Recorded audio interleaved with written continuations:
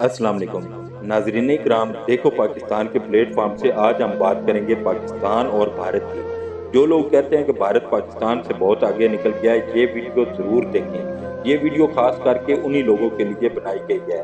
نریندر مودی کے آٹا روس اور ایران والے بیان پر بگلیں بجانے والے پاکستانیوں کی معلومات کے لیے اگر آپ ذرا بھی محب وطن ہیں تو یہ ویڈیو ضرور دیکھیں، آپ کی سمجھ میں آ جائے گا۔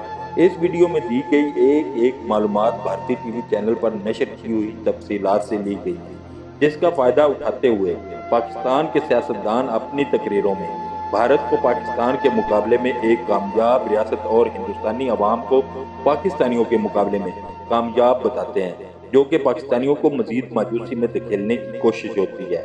یاد رکھیں، جب مایوسی حد سے زیادہ بڑھتی ہے تو خون ریزی جنم لیتی ہے۔ یہ بھارت ہے جس پر 500 ارب ڈالر کا قرض ہے، جس کے 370 ارب ڈالر کے زر مبادلہ کے ذخائر بینکوں سے 8% شرح سود پر لیا گیا ہے، جس کی 70% آبادی کو بنیادی ضرورت بیت الخلاء کی سہولت ہی میسر نہیں، جس کے 29 میں سے 22 صوبے آزادی مانگ رہے ہیں، جس میں 100 سے زائد پرائیویٹ فوجیں کام کر رہی ہیں، جس میں 40% بھارت پر حکومت کی ریٹ ختم ہو چکی ہے۔ یہ ہے وہ بھارت جہاں غربت سے دنیا میں سب سے زیادہ خودکشیاں، سب سے زیادہ اسقاط حمل اور بچیوں کا ماں کے پیٹ میں قتل، سب سے زیادہ جسمانی اعضاء کی فروخت ہے، جہاں پورے پورے گاؤں بورڈ لگا کر گردے بیچتے ہیں۔ فٹ پاتھ اور ریل کی پٹڑیوں پر کروڑوں لوگ زندگی گزار رہے ہیں۔ ہزاروں سڑکیں اور سینکڑوں پل 100 سالہ پرانے ہیں۔ لاکھوں مردوں کا غربت کے باعث اپنی بیویوں اور بیٹیوں کو فروخت کرنا۔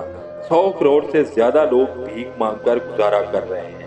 2 کروڑ سے زیادہ لوگ کیڑے مکوڑے اور چوہے کھا کر گزارا کرتے نظر آ رہے ہیں۔ کروڑوں خواتین وسائل نہ ہونے پر جسم فروشی کا کاروبار کرتی ہیں۔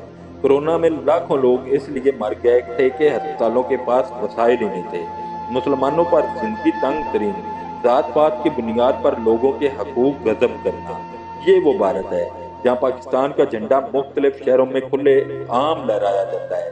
اتنا بڑا پڑوسی کہ جس کی فوج نے دنیا میں پڑوسی ممالک سے سب سے زیادہ سیز فائر کیے، کیونکہ پیچھے پھر بھی ہٹنا پڑا۔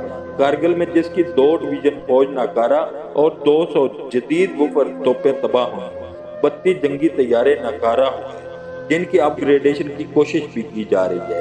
یہ ایک چھوٹی سی تصویر ہے جو آپ نے بھارت کی دیکھی، اور بھارت سے علیحدگی پر کوسنے والوں سے اور پاکستانی سیاستدان دونوں سے درخواست ہے کہ بھارت کو بالی ووڈ کی فلموں میں دیکھنے کی بجائے زمینی حقائق پر پہچانیں۔